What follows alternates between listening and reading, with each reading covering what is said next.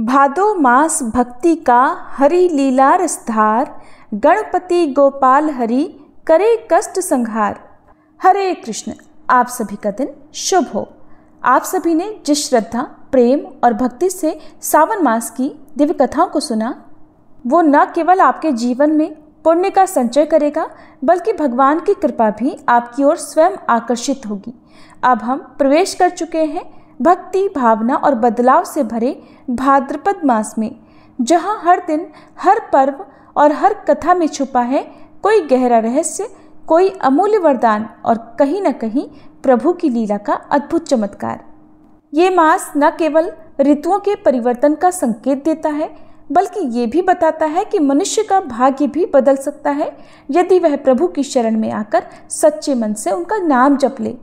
इसी पवित्र मास में मनाया जाता है श्री कृष्ण जन्मोत्सव का पर्व, जब संत भगवान श्रीहरि बाल रूप में पृथ्वी पर अवतरित होते हैं। गणेश चतुर्थी, जब विघ्नहर्ता गणपति अपने भक्तों के घर पधारते हैं। हरतालिका तीज, जिसमें माता पार्वती का अटल सौभाग्य का वरदान छिपा है। परिवर्तिनी एकादशी, जिसमें भगवान विष्णु करवट बदलते हैं और भाग्य बदलने का द्वार खोलते हैं। इसी मास में होती है अनंत चतुर्दशी, जो अनंत सुख की कामना करने वालों के लिए अमूल्य वरदान है। और फिर आता है पितृपक्ष, जो हमें हमारे पूर्वजों से जोड़ता है, उनकी आत्मा की शांति के लिए एक पुल बनाता है। इस बार साल 2025 में भाद्रपद मास 10 अगस्त दिन रविवार से प्रारंभ हो रहा है, जो कि 7 सितंबर रविवार को भाद्रपद पूर्णिमा के दिन ही समाप्त होगा। भाद्रपद मास चातुर्मास के 4 पवित्र माहों का दूसरा माह है, जो कि धार्मिक दृष्टि से बहुत महत्वपूर्ण होता है। इस मास में स्वास्थ्य की दृष्टि से दही का सेवन नहीं करना चाहिए। एक बार देवर्षि नारद जी तीनों लोकों में भ्रमण करते करते एक तेजस्वी ऋषि के यहाँ पहुँचे।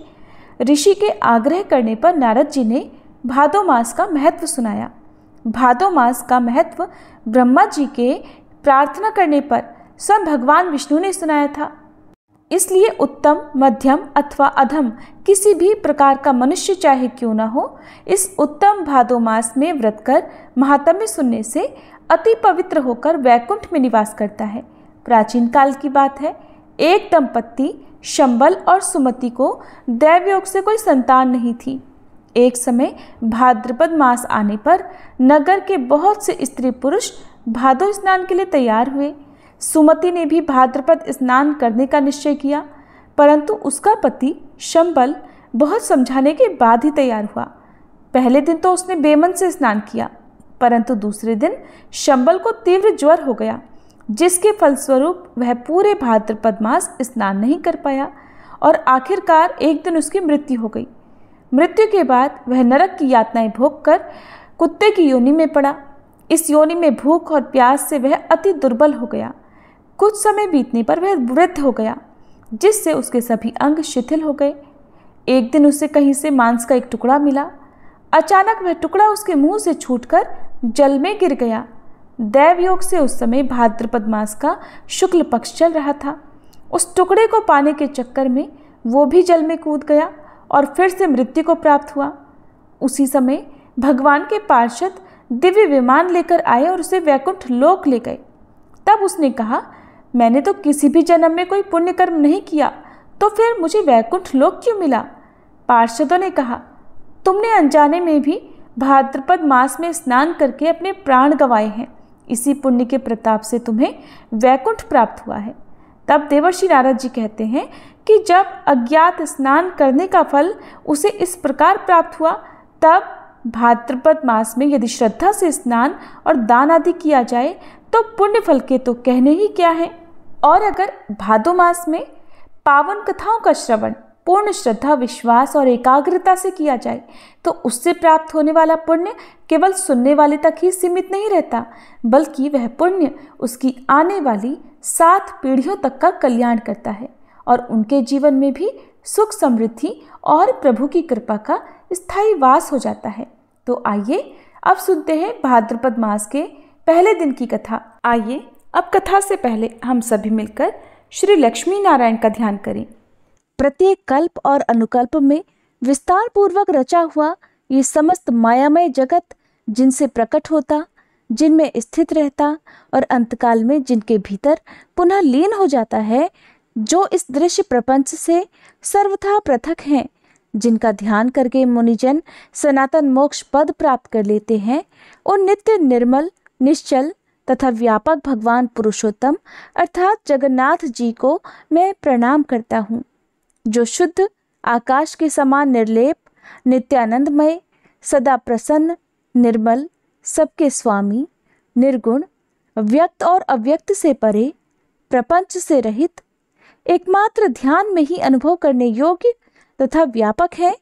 समाधि काल में विद्वान पुरुष इसी रूप में जिनका ध्यान करते हैं, जो संसार की उत्पत्ति और विनाश के एकमात्र कारण हैं, जरा अवस्था जिनका स्पर्श भी नहीं कर सकती तथा जो मोक्ष प्रदान करने वाले हैं, उन भगवान श्री हरि की मैं वंदना करता हूँ।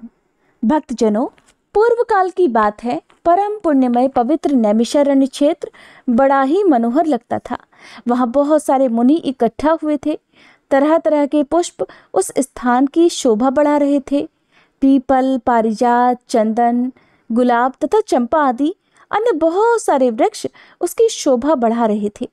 तरह तरह के पक्षी, तरह तरह के मृगों का झुंड, अनेक पवित्र जलाशय और बहुत सी बावलियां उस वन को और भी सुसज्जित कर रही थी। ब्राह्मण, क्षत्रिय, वैश्य, शूद्र तथा अन्य जातियों के लोग भी वहां पर उपस्थित थे। ब्रह्मचारी हो, गृहस्थ, वानप्रस्थीय सन्यासी सभी वहां जुटे हुए थे। झुंड की झुंड गौएं भी उस वन की शोभा बढ़ा रही थी। नैमिषारण्यवासी मुनियों का 12 वार्षिक अर्थात 12 वर्षों तक चालू रहने वाला यज्ञ आरंभ था।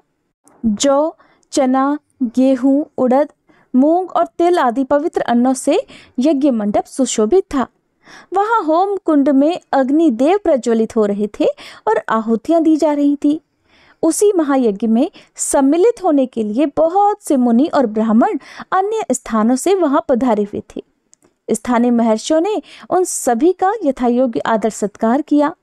ऋत्विजों सहित वे सब लोग जब आराम से अपने अपने आसन पर बैठ गए, तब परम बुद्धिमान लोमहर्षण सूत जी महाराज वहां पधारे। उन्हें देखकर सभी मुनिवरों को बड़ी प्रसन्नता हुई। सबने खड़े होकर उनका आदर सत्कार किया। सूत जी ने भी बराबर सबके प्रति आदर भाव को प्रकट किया और फिर एक श्रेष्ठ आसन पर विराजमान हो गए। उस समय सब ब्राह्मण सूत जी के साथ वार्तालाप करने लगे। बातचीत के अंत में सबने व्यास शिष्य लोमहर्षण जी से अपना संदेह पूछा, जैसा कि वो अक्सर पूछा करते थे। मुनियों ने हाथ जोड़कर पूछा, हे लोमहर्षण जी, हमने आपके श्रीमुख से अनेक कथाओं का रसपान किया है। अब आप कृपा कर पृथु के जन्म की कथा भी विस्तार पूर्वक कहिए। उन महात्मा ने इस पृथ्वी का किस प्रकार दोहन किया था? मुनियों का प्रश्न करने पर लोमहर्षण जी इस प्रकार बोले, हे द्विजवरों, मैं वेन कुमार पृथु की कथा विस्तार के साथ सुनाता हूँ। आप सब लोग भी एकाग्रचित्त होकर सुनिए। हे ब्राह्मणों, जो पवित्र नहीं रहता, जिसका हृदय खोटा है, जो अपने शासन में नहीं है, जो व्रत का पालन नहीं करता हो और जो कृतघ्न और अहितकारी है, ऐसे पुरुष को मैं यह प्रसंग कभी नहीं सुना सकता। यह स्वर्ग देने वाला, यश और आयु की वृद्धि करने वाला, परम धन्य, वेदों के तुल्य, माननीय तथा गूढ़ रहस्य है और ऋषियों ने जैसा कहा है वह सब मैं ज्यों का त्यों सुना रहा हूँ।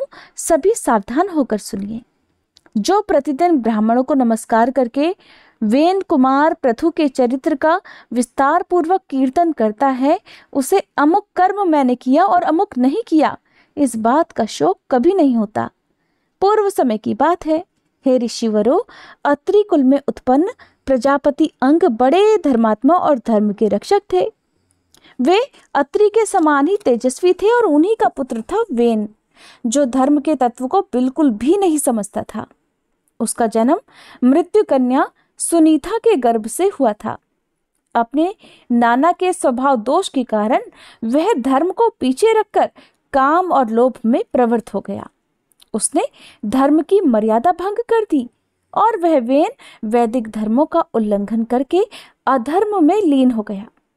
विनाश काल जब आया तब उसने यह क्रूर प्रतिज्ञा कर ली थी कि किसी को यज्ञ और होम नहीं करने दिया जाएगा। यजन करने योग्य, यज्ञ करने वाला तथा यज्ञ भी मैं ही हूं। मेरे ही लिए यज्ञ करना चाहिए और मेरे ही उद्देश्य से हवन भी होना चाहिए। इस प्रकार मर्यादा का उल्लंघन करके सब कुछ ग्रहण करने वाले उस अयोग्य वेन से मरीचि आदि सभी महर्षियों ने कहा, वेन, हम अनेक वर्षों के लिए यज्ञ की दीक्षा ग्रहण करने वाले हैं, तुम अधर्म मत करो। यह यज्ञ आदि कार्य सनातन धर्म है। महर्षियों को इस प्रकार कहता देख खोटी बुद्धि वाले वेन ने हंसकर कहा, अरे, मेरे सिवा दूसरा कौन धर्म का सृष्टा है और मैं किसकी बात सुनूं? विद्या, पराक्रम, तपस्या और सत्य के द्वारा मेरी बराबरी करने वाला इस धरती पर भला है कौन? मैं ही संपूर्ण प्राणियों की और विशेषतः सभी धर्मों की उत्पत्ति का कारण हूं। तुम सब लोग मूर्ख और अचेत हो, इसलिए मुझे नहीं जानते। अगर मैं चाहूं तो इस पृथ्वी को भस्म कर दूं, जल में बहा दूं या भूलोक और द्युलोक को भी रूंध डालूं। इसमें तनिक भी अन्यथा विचार करने की आवश्यकता नहीं है। जब महर्षिगण वेन को मोह और अहंकार से किसी तरह नहीं हटा सके तब उन्हें उस पर बड़ा क्रोध आया। उन महात्माओं ने महाबली वेन को पकड़कर बांध लिया। उस समय वह बहुत उछल कूद मचा रहा था। महर्षि क्रोधित तो थे ही, वेन की बाईं जंघा का मंथन करने लगे।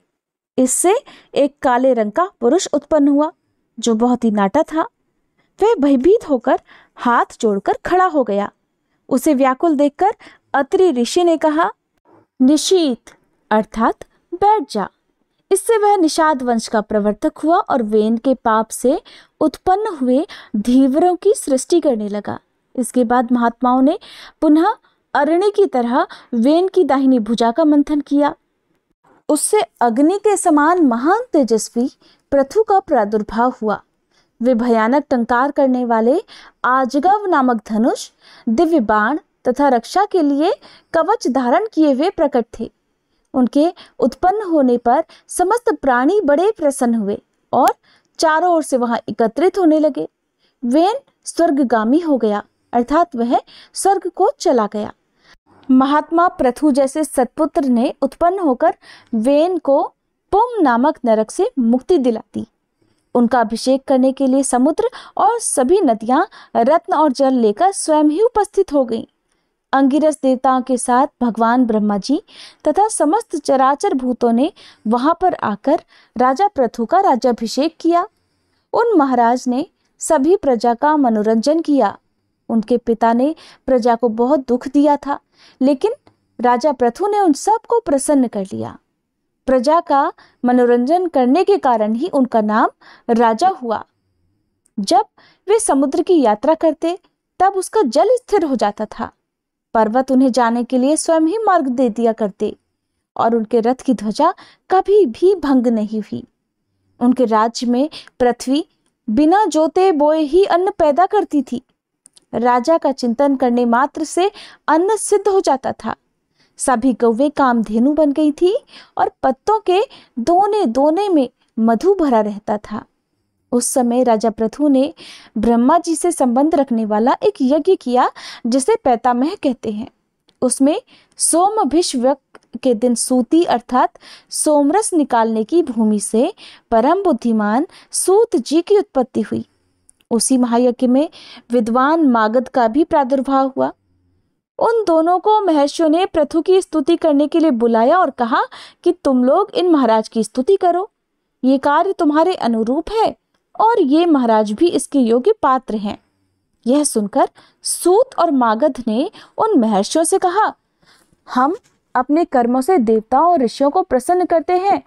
इन महाराज का तो नाम, कर्म, लक्षण और यश हमें कुछ भी नहीं पता जिससे हम इन तेजस्वी राजा की स्तुति कर सके। तब ऋषियों ने कहा, भविष्य में होने वाले गुणों का उल्लेख करते हुए स्तुति करो। उन्होंने वैसा ही किया। उन्होंने जो जो कर्म बताए उन्हीं को महाबली पृथु ने पीछे से पूर्ण किया। तभी से लोकों में सूत, मागध और बंदीजनों के द्वारा आशीर्वाद दिलाने की परिपाटी चल पड़ी, अर्थात परंपरा चल पड़ी। वे दोनों जब स्तुति कर चुके तब महाराज पृथु ने अत्यंत प्रसन्न होकर अनूप देश का राज्य सूत जी को और मगध का मागध को दे दिया।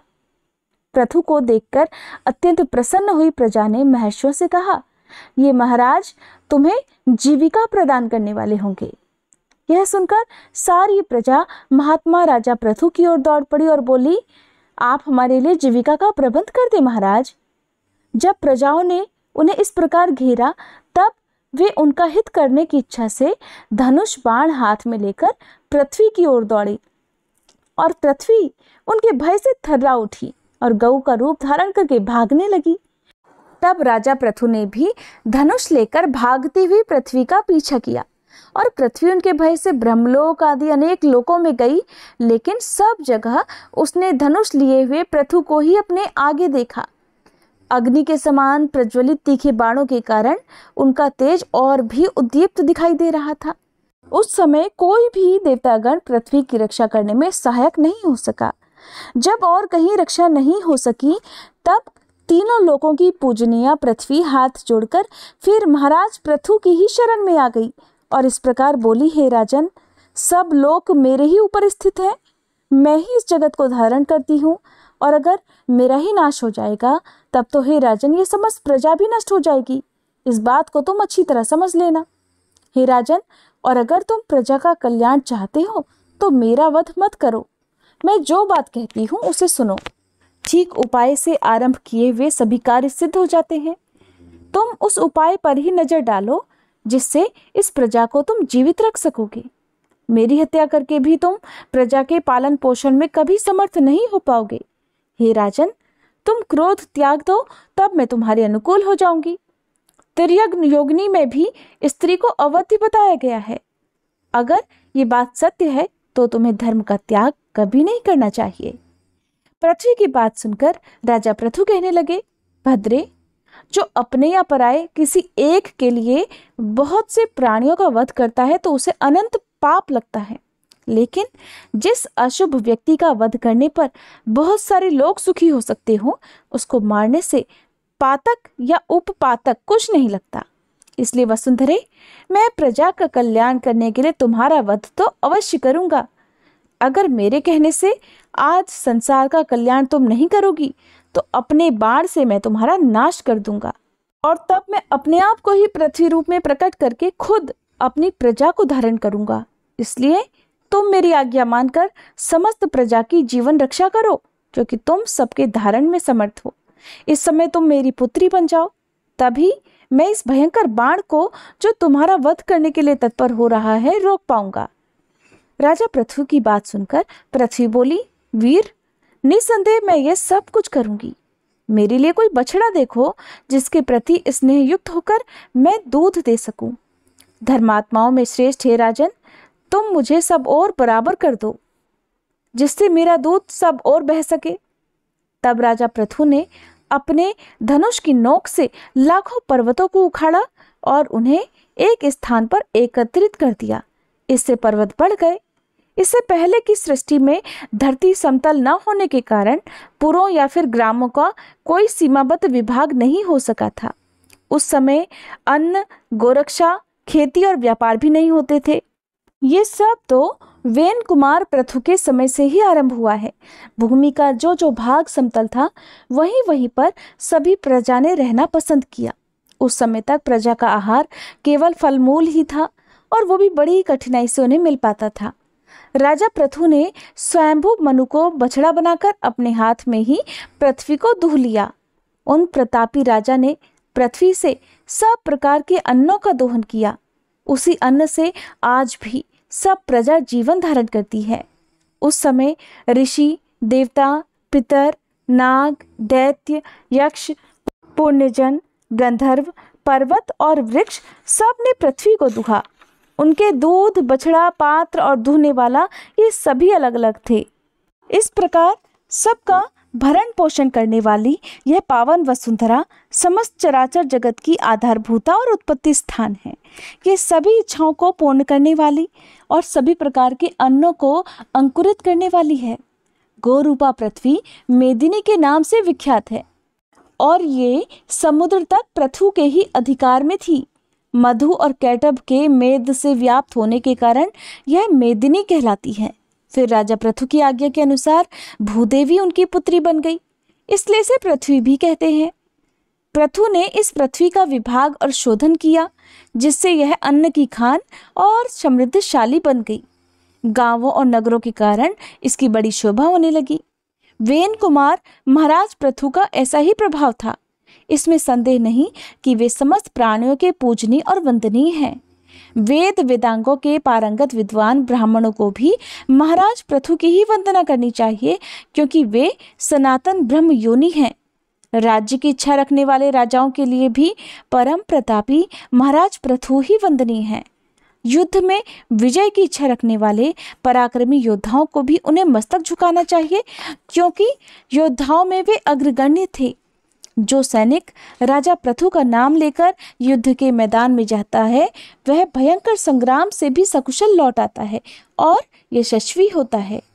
वैश्य वृत्ति करने वाले धनी वैश्यों को भी चाहिए कि वे महाराज पृथु को नमस्कार करें, क्योंकि राजा पृथु सबके वृत्तिदाता और परम यशस्वी थे। इस संसार में परम कल्याण की इच्छा रखने वाले तथा तीनों वर्णों की सेवा में लगे रहने वाले पवित्र शूद्रों के लिए भी राजा पृथु ही वंदनीय है। इस प्रकार जहाँ पृथ्वी को दुहने के लिए जो विशेष विशेष बछड़े दुहने वाले दूध तथा पात्र कल्पित किए गए थे, उन सबका विस्तार पूर्वक वर्णन मैंने तुम्हें सुना दिया। अब आगे और क्या सुनने की इच्छा है, हे ऋषिवरों बताइए। तब ऋषिवरों ने श्री लोमहर्षण जी से जो कुछ भी पूछा, उसका वृतांत आप सभी अगले अध्याय में सुनिएगा। आज क्योंकि रविवार का दिन है, तो अब सुनिए श्री आदित्य हृदय स्तोत्र का हिंदी अनुवाद। भगवान आदित्य के हृदय स्वरूप इस आदित्य हृदय स्तोत्र का उपदेश अगस्त मुनि ने भगवान राम को दिया था, और इसी के प्रयोग से श्री रामचंद्र जी ने रावण का वध करने की शक्ति प्राप्त की।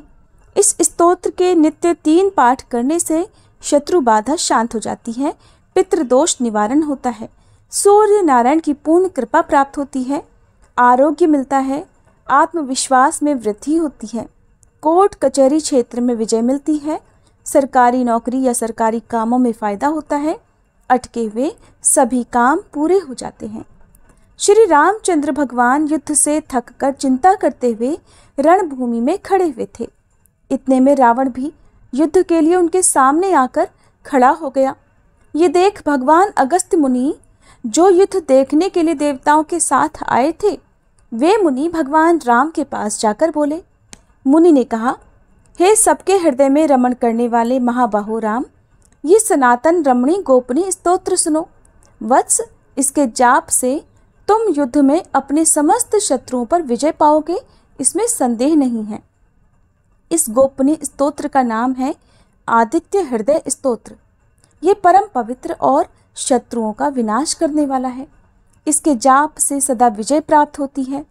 ये नित्य, अक्षय और परम कल्याणमय है। संपूर्ण मंगलों का भी मंगल है। इस स्तोत्र के पाठ से सभी पापों का विनाश होता है।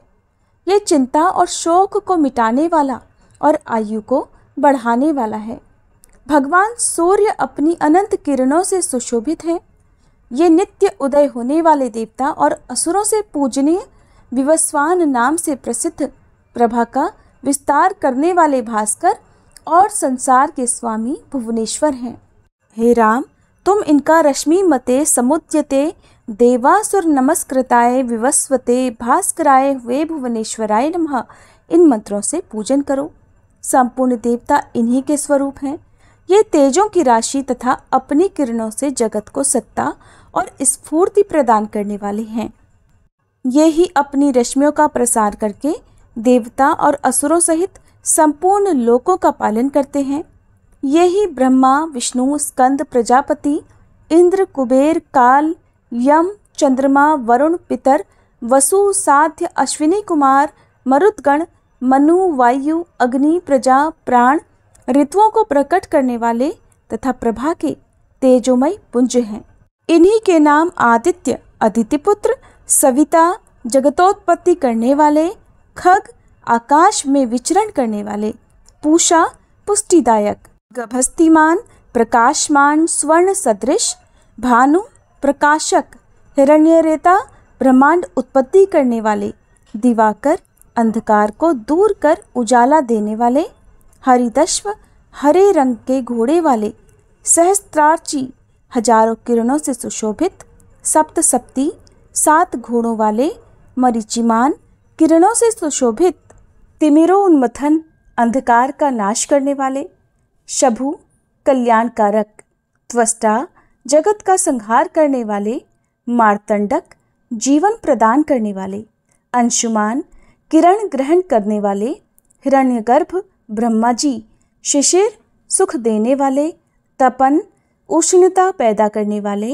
अहस्कर दिनकर, रवि प्रार्थना योग्य, अग्निगर्भ अग्नि को गर्भ में धारण करने वाले, अदिति पुत्र शंख व्यापक, शिशिर नाशन शीत का नाशन करने वाले, व्योमनाथ आकाश के देवता, तमोभेदी अंधकार को नष्ट करने वाले, घन वृष्टि घनी वृष्टि के कारण अपामित्र जल को उत्पन्न करने वाले, विंध्य विधि प्लवंगम आकाश में तीव्र वेग से चलने वाले, आत्मी घाम उत्पन्न करने वाले, मंडली समूह को धारण करने वाले, मृत्यु मृत्यु के कारक, पिंगल भूरे रंग वाले, सर्वतापन सबको ताप देने वाले, कवि दूरदृष्टा, विश्व सर्वस्वरूप, महातेजस्वी महान तेज वाले या सबसे अधिक तेज वाले, रक्त लाल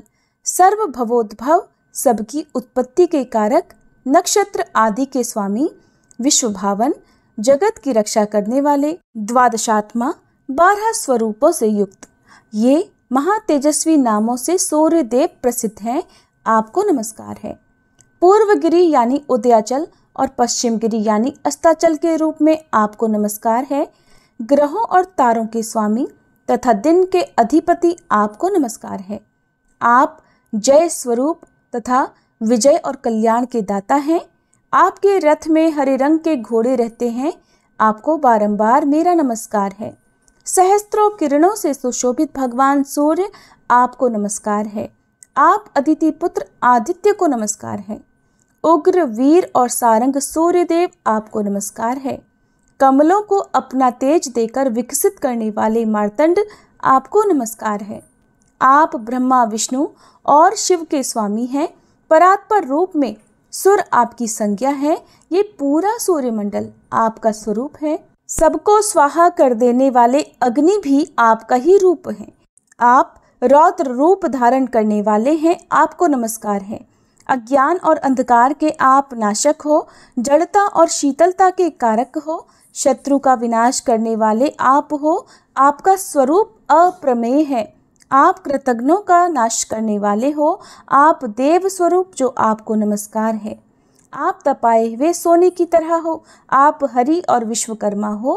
तम के नाशक प्रकाश स्वरूप जगत के साक्षी हो। आपको नमस्कार है। सूर्य ही संपूर्ण भूतों का संहार करने वाले हैं, पालन करने वाले हैं। सूर्य ही अपनी गर्मी से अपनी किरणों द्वारा वर्षा करते हैं। ये भगवान सबके सो जाने के बाद भी जागते रहते हैं। यही अग्निहोत्र तथा अग्निहोत्री को मिलने वाले देवता हैं। देवता यज्ञ और यज्ञों के फल प्रदान करने वाले भी यही हैं। संपूर्ण जगत में होने वाली क्रियाओं के फल देने वाले यही हैं। राघव विपत्ति में, कष्ट में, दुर्गम में तथा किसी भी प्रकार के भय के अवसर पर जो कोई भी मनुष्य इस सूर्य देव के स्तोत्र का कीर्तन करता है उसे दुख नहीं भोगना पड़ता। इसलिए हे राम, तुम एकाग्रचित्त होकर इन देवादिदेव जगदीश्वर की पूजा करो। इस आदित्य हृदय का 3 बार पाठ करने से तुम युद्ध में निश्चित ही विजय प्राप्त करोगे। महाबाहु राम, तुम इसी क्षण रावण का वध कर सकोगे। ऐसा कहकर अगस्त मुनि वहां से चले गए। अगस्त मुनि का उपदेश सुनकर महातेजस्वी श्री रामचंद्र जी का शोक दूर हो गया। उन्होंने प्रसन्न चित्त से आदित्य हृदय स्तोत्र का पाठ किया और स्तोत्र को धारण किया।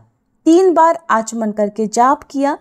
उसके बाद भगवान श्री रामचंद्र जी ने धनुष उठाकर रावण की ओर देखा और उत्साहपूर्वक विजय पाने के लिए वे आगे बढ़ने लगे। फिर पूरा निश्चय कर वे रावण का वध करने के लिए उद्यत हुए।